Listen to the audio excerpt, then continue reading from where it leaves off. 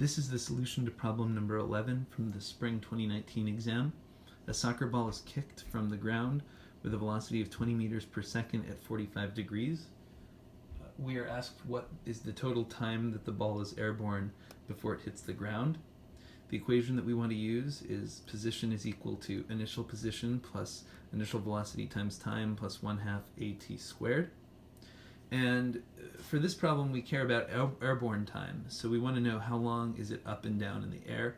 So we can look at the y component, and we know that it ends at a position of 0. It also starts with an initial position of 0.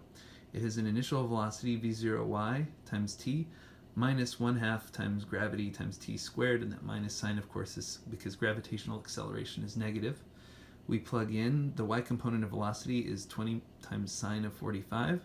So 20 sine of 45t, that's this term, minus 1/2 9.8 times t squared equals 0.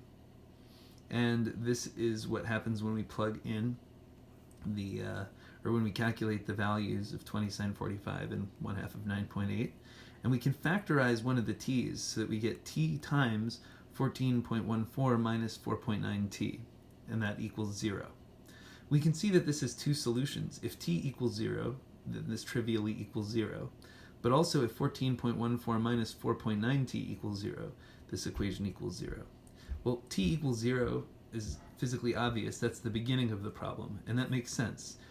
The ball starts out at position 0 at t equals 0. It also ends at position 0 sometime later.